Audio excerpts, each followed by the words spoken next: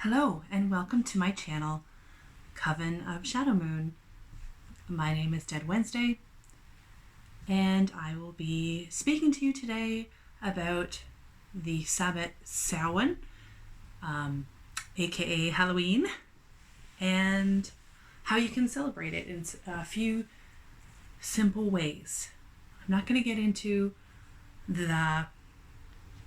what it's all about because I'm pretty sure that's been covered in several other videos. So if you like this video, please give it a thumbs up and don't forget to subscribe for more witchcraft, Wicca, divination, tarot, all of that wonderful mystical on this channel. So right after this, we will get into Samhain and how to celebrate, or some simple ideas.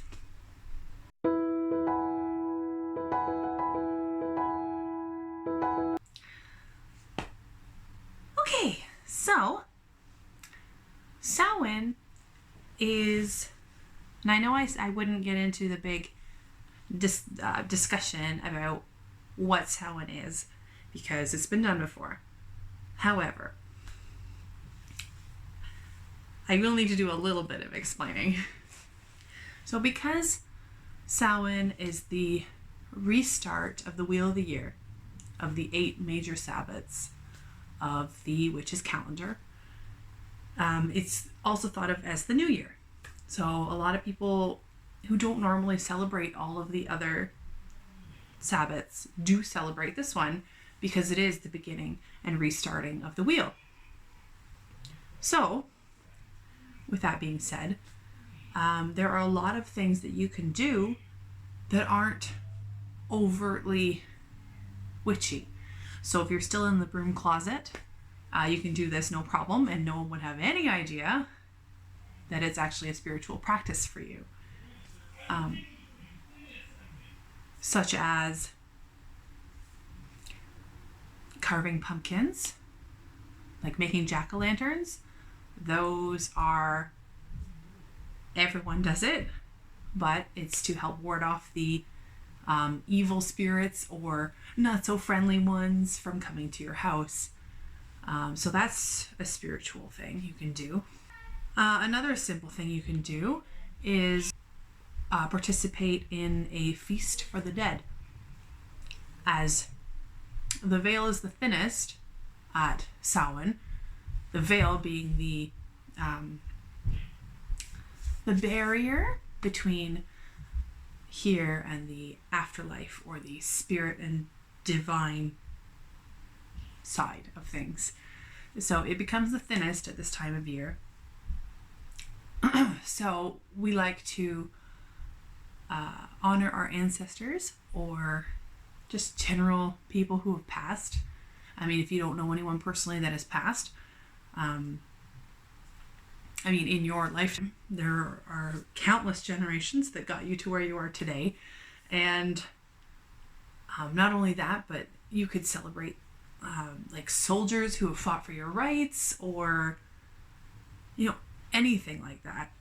All count for the ancestor feast of the dead. So what you do is you cook your meal, and you can either place another setting for the loved ones or ancestors or whoever you are honoring at your table. Fill it with food, give them some wine or mead or whatever it is you may be drinking, and you set it out for them. Now, nobody eats it except for the people who have passed. It's a sign of respect, or in reverence for them and what they have done to bring your life to where it is now. And that could also be done if you are in the Broomcloset and you can't very well, sorry, my kid's crying. Okay. And you can't very well leave an entire plate of food out because people are going to ask questions. You can set up in your bedroom or wherever a little altar space for your ancestors or those who have passed or that you're choosing to honor. You can put little pictures of them. You can put tokens that they had while they were in this life. And then you can use some of your food from that meal, excuse me,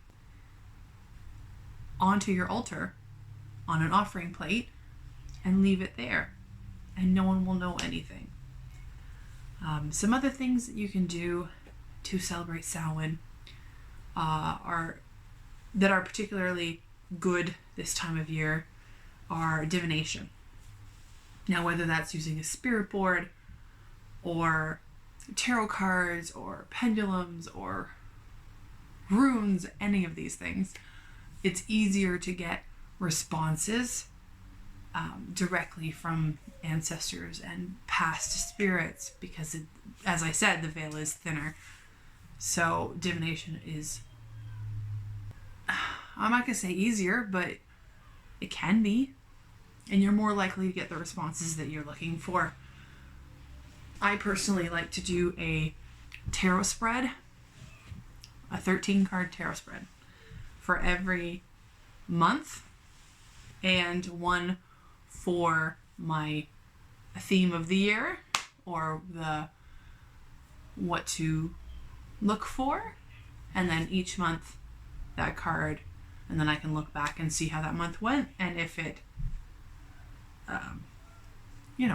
corresponded or anything like that. You can also celebrate the Sabbat, Sow-wen. You can also celebrate Samhain through baking or cooking by doing seasonal foods such as acorn bread, squashes, obviously pumpkin pies, baked apples, all kinds of things. As long as they are seasonal vegetables or fruits, depending on what's going on in your time in your area, right? I mean, for us here in Canada, bananas aren't exactly seasonal, even though we have them, but they're not from our land. So pick the things that you know could grow or are being harvested at this time of year. Corn, potatoes, beans, these kind of things.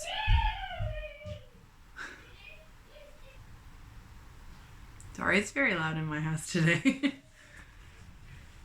Something else you may wish to do to celebrate Samhain without being overtly wishy is just to dress in the colors of the season, such as oranges, blacks, browns, dark greens, because then you are expressing the season and what it means to you through your clothing without being obvious. Like, you're not walking downtown with a big pentacle and a big witchy pointed hat, which if you want to do, you do you. But if you're trying to keep it on the down low, just dressing in like your favorite orange sweater, or a little pin that's got a pumpkin on it, or leaves, or you know what I mean. The possibilities are endless and not obvious.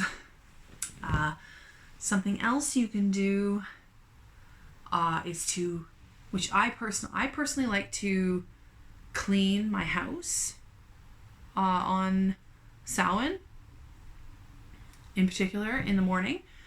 Clean as much of the house as I can, and then do a thorough spiritual or energetic cleansing through salt water at the doors.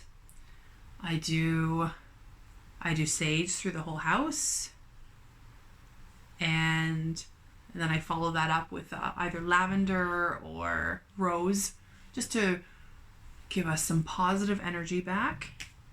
I try and do some purging, like get rid of all of the things that I don't use or my family doesn't use or are broken and I'll never fix them because, I don't always got time for that. So I'll donate the ones that are usable to charity and, that sort of thing. It's almost like spring cleaning, but I do it for Samhain. So that's another thing you could also do, is give your house a nice thorough cleansing both physically and energetically, so that when you start the new year, everything is fresh. Another thing that I personally do for Samhain is around 6 o'clock in the evening. Now I've got 2 kids, so I'm not always home at 6, so I'll do it whenever. Around then, when the sun starts to go down, I'll light a white candle and place it in my windowsill. I'm pointing because the window is behind the camera. Anyway, I put it on the windowsill and I leave it there until morning. Now, because I don't really technically have a windowsill, it's more like an edge to my window. I can't put a burning candle on there. So if you're like me and you have a window like that, or cats or children, you can use a battery operated candle and then just switch it off when you wake up in the morning. And what the white candle does is, if there are any spirits in the area near your house that have gotten lost and can't find their way back to their side of the realms, the white candle helps to guide them away from this plane and into the next one. And you don't want to be having spirits that don't want to be here stuck when the veil, solidifies again. Well, it's never really solid, but is definitely like thicker and harder to cross, especially if they're not experienced spirits. Other than that, I could go on for probably a good few hours about stuff that you can do to celebrate Samhain. It is my absolute favorite Sabbat / holiday / time of year. Out of everything, Yule and Christmas are close second, but Halloween is like right there, right up in front. And Samhain is just such a cool time. Like, you can feel the energy shifting, and it's really neat. A couple of notes here. If you find yourself a little bit overwhelmed, like if you're particularly sensitive to the other world and spirits and energies, you may find yourself getting a little overwhelmed. Just try and drink some more water, because that's a cleansing agent. You can take a cleansing salt bath. You could, every day smudge yourself with some sage or Palo Santo and rid yourself of the extra energies and spirits and stuff that are coming in contact with you. So if you find yourself a little bit, overwhelmed or drained, drink some more water, have a cleansing bath, sleep if you can. Because, in this world, it's not really the easiest thing to get, but if you can, sleep, and that will help you.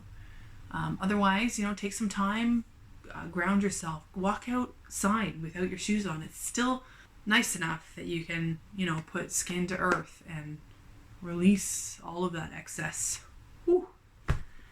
Anyway, I hope you enjoyed this video with a couple things that you can do to celebrate Samhain. And if you have any questions or comments, please leave them in the comment section below, and I will do my best to answer all of them. I'm going to be posting at least once a week, usually on Fridays. This week is an exception, I hope. And you can also follow me on Instagram at Coven of Shadowmoon. And you have yourselves a blessed Samhain, and I wish nothing but the best. Take care.